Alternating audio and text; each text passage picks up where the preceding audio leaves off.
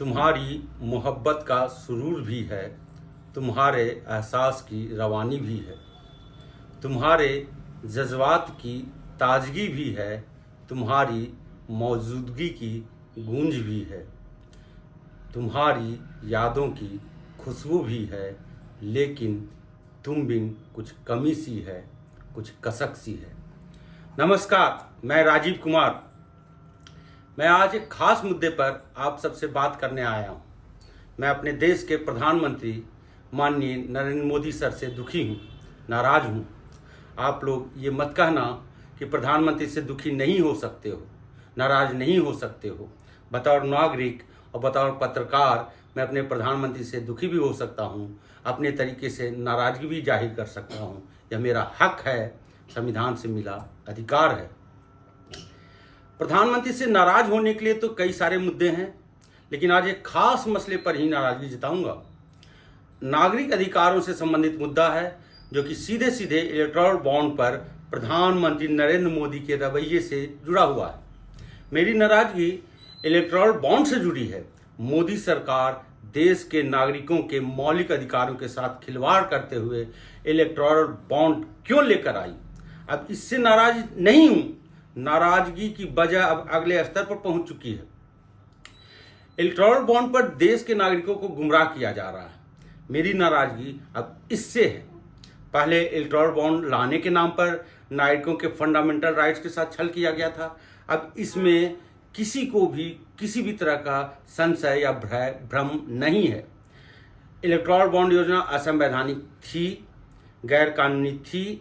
देश की शीर्ष अदालत यानी सुप्रीम कोर्ट ने इस साल 15 फरवरी को इस पर मुहर लगा दी थी। इलेक्टोरल बॉन्ड स्कीम को लाने में मोदी सरकार की ओर से फंडामेंटल राइट के साथ खिलवाड़ किया गया। सुप्रीम कोर्ट के फैसले का मुख्य आधार यही था।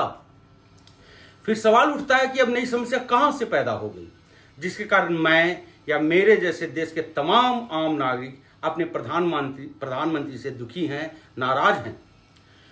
इलेक्टोरल बॉन्ड के गोरख धंधे से जुड़ी तमाम जानकारियों के खुलासा होने से नई समस्या पैदा नहीं हुई है।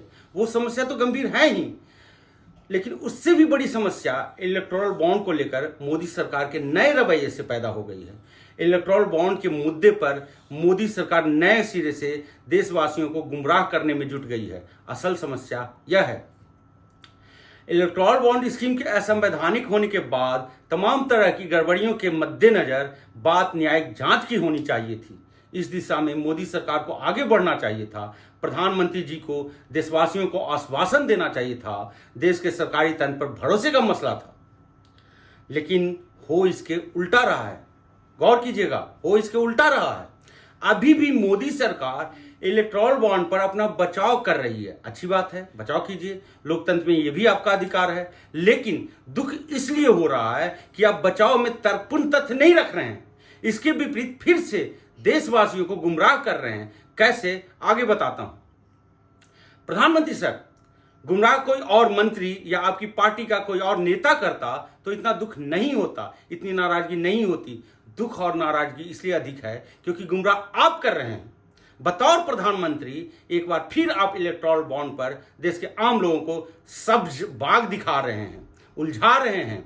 ढिठाई से ऐसे तथ्य देशवासियों के सामने रख रहे हैं जिसका उस वक्त कोई अस्तित्व रहा ही नहीं है, जब आपने 2017 में इलेक्टोरल बॉन्ड लाने का फैसला किया था। इलेक्टोरल बॉन्ड पर समझने की कोशिश करें। इलेक्टोरल बॉन्ड पर सुप्रीम कोर्ट का फैसला 15 फरवरी को आता है। प्रधानमंत्री सर, आप 1.5 महीने तक सीधे तौर से इस पर कुछ नहीं बोलते हैं। आपकी तरफ से पहली बार बयान इस पर 31 मार्च को आता है। एक तमिल चैनल थांटी टीवी से आप बात करते हुए इलेक्टोरल बॉन्ड को लेकर शर्मिंदगी से जुड़े सवाल पर कुछ कहते हैं। उसके बाद आप 15 अप्रैल को एएनआई से बात करते हुए कमोबेश उन्हीं तर्कों को फिर से दोहराते हैं। दोनों ही बातचीत में आपके जवाब का कुछ हिस्सा नागरिक अधिकारों, संवैधानिक अधिकारों के लिहाज से हैरान करने वाला था। क्यों, उस पर आगे बात करूंगा, लेकिन आपने क्या कहा था पहले अपने दर्शकों को वो बता देता हूं। प्रधानमंत्री सर, आपने तमिल चैनल से कहा था ये तो मोदी ने इलेक्टोरल बॉन्ड बनाया था, इसके कारण आप ढूंढ पा रहे हो कि पैसा बॉन्ड किसने लिया, कहां दिया, वरना तो पहले तो पता ही नहीं था। आज आपको ट्रेल मिल रहा है क्योंकि इलेक्टोरल बॉन्ड थे। ये आपने कहा था सर, प्रधानमंत्री सर, उसी तरह से आपने एएनआई से कहा था मैं कुछ आजमाना चाहता था, हमारा चुनाव इस काले धन से कैसे मुक्त हो, कैसे पारदर्शिता हो सकती है। मेरे पास एक ईमानदार और शुद्ध विचार था, हम रास्ता ढूंढ रहे थे, हमें एक छोटा सा रास्ता मिल गया, यही एक सबसे कठिन रास्ता था, यही एक सबसे ठीक रास्ता था। हमने उस समय भी कोई ऐसा दावा नहीं किया था। एएनआई से आपने ये भी कहा था सर कि अगर इलेक्ट्रॉन बॉन्ड नहीं होते तो कैसे पता चलता कि पैसा कहां से आया और कहां गया। आपने आगे कहा था कि यह इलेक्ट्रॉन बॉन्ड की सफलता की कहानी है। यदि कोई इलेक्ट्रॉन बॉन्ड नहीं था तो आपको मनी ट्रेल कैसे मिल रही है, किस कंपनी में दिया, उन्होंने इसे कैसे दिया, उन्होंने इसे कहां दिया, ये सारी बातें आपने एएनआई से कही थी।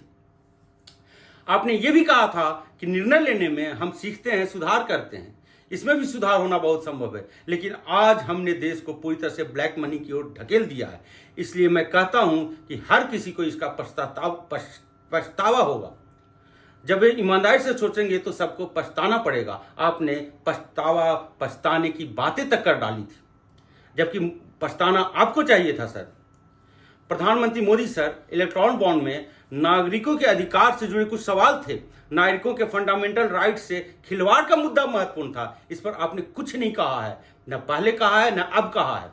पॉलिटिकल फंडिंग के नाम पर राजनीतिक दलों को बड़ी बड़ी कंपनियों से मोटी मोटी रकम मिलने का मुद्दा थोड़ी देर के लिए साइड रख देते हैं।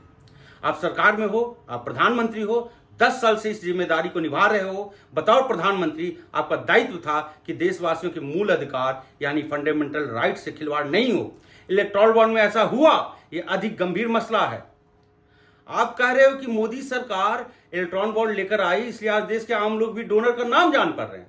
किसी व्यक्ति या किस कंपनी से किस दल को कितनी रकम मिली, इसकी जानकारी आम लोग तक पहुंच रही है, लोग मनी ट्रेल देख पा रहे हैं।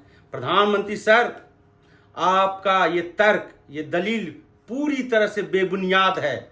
आपका तर्क सुप्रीम कोर्ट से मोदी सरकार की एक गलती पकड़े जाने पर उस गलती को स्वीकारने के बजाय नए सिरे से देशवासियों को इधर उधर की बातों में उलझाने जैसा है। प्रधानमंत्री सर, आप इलेक्ट्रॉन बॉन्ड लेकर आए, इसलिए देश के नागरिकों को लेन देन का पता चल रहा है। ये सरासर गुमराह करने वाला तर्क है। आपने तो इस मसले पर देश के नागरिकों से सारी की सारी जानकारी छिपाने की उस वक्त भरपूर कोशिश की। प्रधानमंत्री सर, अगर सुप्रीम कोर्ट इलेक्टोरल बॉन्ड को असंवैधानिक घोषित नहीं करती और उसके बाद सारी जानकारी चुनाव आयोग को देने के लिए एसबीआई पर सख्ती नहीं बरतती, तब देश के लोग इलेक्टोरल बॉन्ड के बारे में कुछ नहीं जान पाते। उन लोगों या कंपनियों को नहीं जान पाते जो करोड़ों अरबों रुपए की राशि राजनीतिक दलों को दे रहे थे। गौर करें, बड़ी बड़ी कंपनियों, बड़े बड़े लोग, बड़े बड़े कारोबारी बड़ी बड़ी राशि राजनीतिक दलों को चंदा के नाम पर किस एवज में दे रहे थे, ये अलग चर्चा का मुद्दा है। फिलहाल आप कह रहे हैं कि आपके वजह से आम लोग सब कुछ जान पा रहे हैं, ये सरासर गुमराह करने वाली बात है। प्रधानमंत्री सर, आप तो जानते हैं सुप्रीम कोर्ट ने इलेक्टोरल बॉन्ड को असंवैधानिक इसलिए घोषित नहीं किया कि इसमें मनी ट्रेल का मुद्दा था, जो कि पहले से पता था। बिल्कुल ऐसा नहीं था। असंवैधानिक और अवैध इसलिए घोषित किया था कि मोदी सरकार ने इलेक्टोरल बॉन्ड लाने के लिए देशवासियों के मूल अधिकार के साथ खिलवाड़ किया था। इलेक्टोरल बॉन्ड लाते समय आपने हर वो कोशिश की थी जिसमें आम नागरिक इंफॉर्मेशन के नाम पर शून्य में रहे। इसके लिए मूल अधिकार से खिलवाड़ किया। विपक्ष से लेकर चुनाव आयोग और आरबीआई की आपत्तियों को भी अनसुना कर दिया था। इलेक्टोरल बॉन्ड का ऐलान 2017-18 के आम बजट में किया गया था। उस समय अरुण जेटली केंद्रीय वित्त मंत्री थे। अपने बजट भाषण में अरुण जेटली ने कहा था, सुनिएगा, अरुण जेटली ने उस समय कहा था, पॉलिटिकल फंडिंग सिस्टम को दुरुस्त करने की जरूरत है, इसके लिए चुनावी बॉन्ड लाया जा रहा है। बड़ी दिलचस्प बात है, पॉलिटिकल फंडिंग सिस्टम को दुरुस्त करना था। उस वक्त के वित्त मंत्री अरुण जेटली ने कहा था कि डोनर चेक या दूसरे पारदर्शी तरीके से चंदा देने में इंटरेस्ट नहीं दिखा रहे हैं, क्योंकि इससे डोनर की पहचान उजागर होती है और इसके प्रतिकूल परिणाम हो सकते हैं। उस वक्त आपकी सरकार ने कहा था कि पॉलिटिकल फंडिंग में अधिक पारदर्शिता यानी ट्रांसपेरेंसी लाना है, जवाबदेही बढ़ाना है, साथ ही साथ काले धन पर रोक लगाना है। ये सब बातें वर्ष 2017-18 के बजट भाषण में शामिल थी। प्रधानमंत्री सर, बड़ी अजीब बात है कि डॉलर की पहचान न हो, किसने कितना दिया ये पहचान न हो। इसके लिए आपने देशवासियों के जानने के अधिकार यानी राइट टू नो पर ही अंकुश लगा दिया। इलेक्टोरल बॉन्ड लाने के लिए संविधान के आर्टिकल 19A से देश के हर नागरिक को हासिल बोलने और व्यक्ति की आज़ादी पर ही लिमिटेशन लगा दिया। आपकी सरकार को उस वक्त देशवासियों के फंडामेंटल राइट से अधिक किसकी चिंता थी? उस डोनर की चिंता थी जो करोड़ों में राजनीतिक दलों को पैसा देने वाले थे या देते आ रहे थे। पारदर्शिता के नाम पर इलेक्टोरल बॉन्ड लाया गया, लेकिन सर बड़े दुख की बात है कि आपकी सरकार ने पारदर्शिता से जुड़े बारीक से बारीक हर सुराग को बंद कर दिया, वो भी संसद से कानूनी दांवपेच का सहारा लेकर। वो तो भला हो सुप्रीम कोर्ट का, जिसने नागरिकों के मूल अधिकार से खिलवाड़ पर को आधार बनाते हुए इलेक्टोरल बॉन्ड को असंवैधानिक करार दे दिया। आपने तो हर वो व्यवस्था करके रखी जिससे देश की आम जनता को राजनीतिक दलों के चंदा के बारे में भनक तक नहीं लगे। पहले 20,000 रुपए से ऊपर के राजनीतिक चंदे की जानकारी चुनाव आयोग के पास होती थी। सभी दलों के लिए ऐसी जानकारी चुनाव आयोग को देना अनिवार्य था। आपने तो कानून में बदलाव कर चुनाव आयोग के हाथ पैर भी बांध डाले। प्रधानमंत्री सर, इलेक्टोरल बॉन्ड के मामले में देश के नागरिकों के प्रति, नागरिकों के मूल अधिकार के प्रति आपकी सरकार का रवैया बेहद चौंकाने वाला था।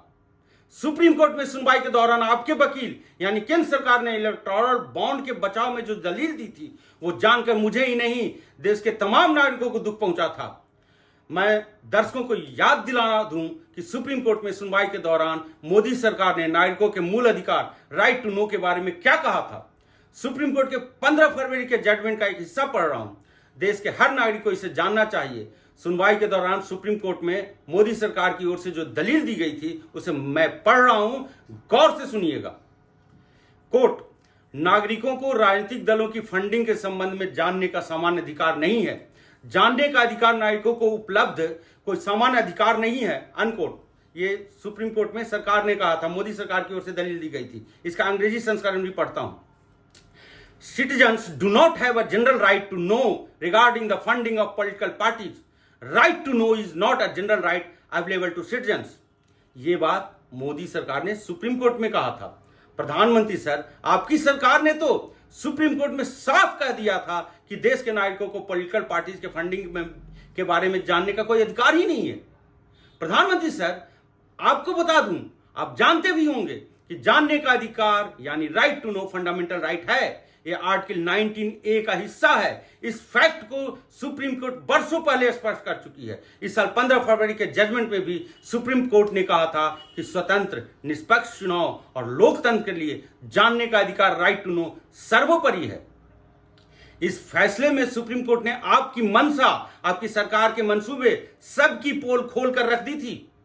इलेक्टोरल बॉन्ड को लाने के लिए आपने representation of the people's act 1951 के सेक्शन 19C1 में बदलाव किया। आपने कंपनीज एक्ट के सेक्शन 182(3) में बदलाव किया। ये सभी बदलाव फाइनेंस एक्ट 2017 के जरिए किया गया। सुप्रीम कोर्ट ने इन सभी बदलाव को अनुच्छेद 19(1)(a) का उल्लंघन बताते हुए असंवैधानिक बताया। प्रधानमंत्री सर, इसी आर्टिकल से देश के हर नागरिक को बोलने और अभिव्यक्ति की आजादी मिली हुई है। राइट टू नो भी इसी मूल अधिकार का हिस्सा है। सर, आपने उसे ही कमतर कर दिया, उस पर ही लिमिटेशन लगा दिया। किसके लिए? राजनीतिक दलों के लिए। इलेक्टोरल बॉन्ड के जरिए आपने देश में ऐसी व्यवस्था बननी चाहिए जिसमें चंदे के मामले में राजनीतिक दल निरंकुश हो जाएं। चंदे के मामले में नागरिकों के प्रति राजनीतिक दलों की जवाबदेही बिल्कुल न रहे। प्रधानमंत्री सर, आपने ये सब सुनिश्चित किया था। आप शायद भूल गए हैं, लेकिन तथ्य यही कहते हैं। इतना ही नहीं, आपने कंपनीज एक्ट के सेक्शन 182(1) को ही डिलीट कर दिया। इससे राजनीतिक दलों के लिए अनलिमिटेड कॉर्पोरेट चंदा का रास्ता साफ हो गया। पहले कंपनियां 3 वर्षों में अपने शुद्ध लाभ का 7.5% तक ही राजनीतिक चंदा दे सकती थी। आपने कंपनी कानून के उस हिस्से को ही डिलीट कर दिया, इरेज कर दिया, जिससे कॉर्पोरेट चंदे की ऊपरी सीमा ही खत्म हो गई। आपने सुनिश्चित किया कि घाटे वाली कंपनियां भी राजनीतिक दलों को करोड़ों का चंदा दे सकती हैं। सुप्रीम कोर्ट ने आपके इस बदलाव को भी मनमाना मानते हुए आर्टिकल 14 का उल्लंघन बताया। आर्टिकल 14 भी देश के हर नागरिक का मूल अधिकार है। इस आर्टिकल से हर देशवासियों को कानून का समान संरक्षण हासिल है। 14 की बात कर रहा हूं, आर्टिकल 14 की बात कर रहा हूं। इसी आर्टिकल से कानून के सामने हर देशवासी समान है। आपने इलेक्टोरल बॉन्ड के लिए दो मूल अधिकार के साथ खिलवाड़ किया। प्रधानमंत्री सर, देश के नागरिकों के लिए मूल अधिकार से खिलवाड़ अधिक गंभीर मसला है, अधिक चिंता की बात है। पैसे के लेन देन से जुड़ा कथित भ्रष्टाचार का मुद्दा तो संगीन है ही, लेकिन उससे भी संगीन और असहनीय है मूल अधिकार से खिलवाड़ का मसला। प्रधानमंत्री सर, यह भ्रष्टाचार संवैधानिक भ्रष्टाचार का मसला है। किसी भी लोकतंत्र में असंवैधानिक भ्रष्टाचार बर्दाश्त से बाहर की चीज है। वित्तीय भ्रष्टाचार की जांच हो सकती है, संवैधानिक भ्रष्टाचार की जांच नहीं हो सकती है सर। अधिक से अधिक असंवैधानिक करार दिया जा सकता है। प्रधानमंत्री सर, इसी से जुड़ा एक सवाल है। जनवरी 2018 से इलेक्टोरल बॉन्ड जारी होने लगा था। इलेक्टोरल बॉन्ड स्कीम से मिड फरवरी 2024 तक, यानी कि जनवरी 2018 से मिड फरवरी 2024 तक नागरिकों के मूल अधिकार के साथ खिलवाड़ होते रहा। इतनी लंबी अवधि की भरपाई कौन करेगा सर? आम नागरिकों से इतनी लंबी अवधि तक उसके दो मूल अधिकार से खिलवाड़ किया जा रहा था। अब आप कह रहे हैं कि मोदी सरकार इलेक्टोरल बॉन्ड लाई तो लोग जान पा रहे हैं। सर, आप प्रधानमंत्री हैं, देश के प्रधानमंत्री हैं। आप सिर्फ किसी पार्टी के वरिष्ठ नेता नहीं हैं, देश के एक नागरिक के प्रधानमंत्री हैं। आप 2017 में इलेक्टोरल बॉन्ड लाने के नाम पर देश के आम नागरिकों को गुमराह कर चुके हैं। सुप्रीम कोर्ट के फैसले से यह साबित हो चुका है। प्रधानमंत्री सर, आपने एक तो नागरिकों को राजनीतिक दलों के नीचे कर रख दिया, अब सुप्रीम कोर्ट से असंवैधानिक होने के बाद अजीब अजीब तर्क दे रहे हैं। आप कह रहे हैं कि 2017 से पहले राजनीतिक चंदे के बारे में किसी को कोई जानकारी नहीं मिल पाती थी। सही बात है, नहीं मिल पाती थी। तो सर, सवाल तो इसी से बनता है कि आपने भी तो वैसी ही व्यवस्था कर दी। आपने तो और भी ज्यादा सुरक्षा घेरा बना दिया, जिससे आम नागरिकों को राजनीतिक चंदे की भनक तक न लग सके। आपको तो पहले ही खराब व्यवस्था को दुरुस्त करना था। आपने यह कहा भी था, ऐसी व्यवस्था बनाना चाहिए था कि देश के लोगों को राजनीतिक चंदे की पाई की जानकारी हो। राजनीतिक चंदा कोई बुरी बात नहीं है सर, लेकिन पारदर्शिता आनी चाहिए थी। आप आम नागरिकों की कमाई के पाई के हिसाब को चाहते हैं कि सरकारी दस्तावेज में उसका रिकॉर्ड रहे, लेकिन राजनीतिक दलों के करोड़ों अरबों रुपए की कमाई के हिसाब को जनता से छिपाना चाहते हैं। पहले छिपाया जाता था, पहले कैश में राजनीतिक चंदे का बड़ा खेल खेला जाता था, आम जनता को भनक तक नहीं लगती थी। प्रधानमंत्री सर, आपको तो इस व्यवस्था को दुरुस्त करना था, बेहतर बनाना था। आपने तो इसके विपरीत कर दिया। आम नागरिकों के लिए पारदर्शिता की कोई गुंजाइश नहीं छोड़ी। आप प्रधानमंत्री हैं, प्रधानमंत्री पद पर लोगों का काफी भरोसा होता है सर। प्रधानमंत्री से देश के हर नागरिक की एक लोगों की उम्मीदें जुड़ी होती है। प्रधानमंत्री देशवासियों के मूल अधिकारों की हमेशा रक्षा करेंगे, आम लोगों के मूल अधिकारों को सर्वोपरि मानेंगे। देश के हर लोग ऐसा मानकर चलते हैं। लेकिन अब आप बोल रहे हैं कि लोग पछताएंगे। भला क्यों? इसलिए कि आम नागरिक जान गए कि कौन कौन बड़ी कंपनियों या बड़े बड़े धन्ना सेठों का राजनीतिक सांठगांठ है। क्या आपके हिसाब से देश के नागरिकों को नहीं जानना चाहिए था? प्रधानमंत्री सर, आप ये कहकर इलेक्टोरल बॉन्ड लाए थे कि इससे पॉलिटिकल फंडिंग, ब्लैक मनी पर अंकुश लगेगा, लेकिन जिस तरह की जानकारियां एक के बाद एक आ रही है, ऐसा कहीं नहीं लगता कि पॉलिटिकल फंडिंग में ब्लैक मनी को रोकने के लिए कोई मैकेनिज्म बनाया गया था। उल्टा ऐसी व्यवस्था बनाई गई थी कि कौन पैसा दे रहा है, किस दल को दे रहा है, ये कोई जान ही नहीं पाए। प्रधानमंत्री सर, लोकसभा चुनाव का समय है। आप लगातार तीसरी बार देश के प्रधानमंत्री बनने के लिए फिर से बड़े बड़े वादे कर रहे हैं, नई गारंटी दे रहे हैं। इलेक्टोरल बॉन्ड पर जो होना था हो गया सर। अब आप गारंटी दीजिए कि तीसरी बार प्रधानमंत्री बनेंगे तो ऐसी व्यवस्था बनाएंगे कि नागरिकों के मूल अधिकार से खिलवाड़ करने का दुस्साहस भविष्य में कोई सरकार ना कर पाए। पॉलिटिकल फंडिंग का ही मामला क्यों न हो, ऐसी व्यवस्था बनाने की गारंटी दीजिए कि देशवासियों से कुछ छिपा न रह सके। पहले ऐसा नहीं था, भविष्य में होगा। आप ऐसा करने की गारंटी दीजिए। नागरिकों से ऊपर कोई नहीं है सर। पॉलिटिकल सिस्टम में, डेमोक्रेटिक सोसाइटी में नागरिकों के ऊपर कोई नहीं है। प्रधानमंत्री सर, आप देश के लोगों के प्रति जवाबदेह हैं। विपक्षी पार्टियों के प्रति आप जवाबदेह नहीं है, देश की जनता के प्रति हैं। आपकी जवाबदेही देश के लोगों के प्रति है। आपको इस संदर्भ में देश के लोगों को गारंटी देनी ही होगी। आप विपक्षी दलों पर आरोप प्रत्यारोप के जरिए देश के नागरिकों के सवालों से नहीं बच सकते हैं। मेरे ही तरह देश के हर वो लोग आहत हैं, दुखी हैं, नाराज हैं। जो इलेक्टोरल बॉन्ड मामले में मूल अधिकार के साथ खिलवाड़ या संवैधानिक भ्रष्टाचार के पहलू से जुड़ी बारीकियों को बेहतर तरीके से समझ रहा है। सरकारी संरक्षण में ऐसा किया जा रहा था। भारत में सरकार हो, तमाम राजनीतिक दल हों, वो लोग खुशकिस्मत हैं कि आम लोगों में अपने मूल अधिकारों को लेकर उस तरह की समझ नहीं बन पाई है जैसा लोकतांत्रिक ढांचे में बननी चाहिए। अगर ऐसा हो जाए तो भविष्य में कोई भी सरकार या राजनीतिक दल लोगों के मूल अधिकार के साथ खिलवाड़ करने से पहले 100 बार सोचेंगे। इलेक्टोरल बॉन्ड जैसा स्कीम लाने की जरूरत नहीं करेंगे। बतौर पत्रकार देश के हर नागरिक से भी मेरी विनती है, गुजारिश है, संविधान से हासिल अपने मूल अधिकारों को समझने का प्रयास करें। ऐसे अधिकारों के महत्व को समझें। ऐसा कर पाएंगे तभी आपके मूल अधिकारों से कोई भी सरकार खिलवाड़ नहीं करेगी, करने के बारे में सोचेगी भी नहीं। अगर ऐसा नहीं करेंगे तो फिर जो भी सरकार बनेगी, किसी भी दल की बनेगी, इलेक्टोरल बॉन्ड न सही उसी तरह की कोई और स्कीम लेकर आएगी और आपको, हमको यानी देश के आम नागरिकों को पॉलिटिकल फंडिंग के मामले में राजनीतिक दल और बड़ी बड़ी कंपनियों, बड़े बड़े कारोबारियों की तुलना में दोयम दर्जे की स्थिति में पहुंचा देगी। सोचें और समझें। हर सरकार से, हर राजनीतिक दल से, हर नेता से, हर प्रत्याशी से इन मसलों पर सवाल करें, जवाबदेही तय करें और भविष्य के लिए गारंटी लें कि ऐसा नहीं होगा। एक बात और कहना चाहता हूं, मैं या आप यानी देश के हर नागरिक को अपने प्रधानमंत्री से सवाल पूछने का, दुखी होने का, नाराज होने का पूरा हक है। ये संविधान से मिला हक है, लोकतांत्रिक ढांचे से मिला हक, अधिकार है। आम नागरिक जब तक इस बात को नहीं समझेंगे राजनीतिक प्रोपेगेंडा का शिकार होते रहेंगे। कभी इस दल वाले तो कभी उस दल वाले आपके मूल अधिकारों से खिलवाड़ करते रहेंगे। आज के लिए इतना ही।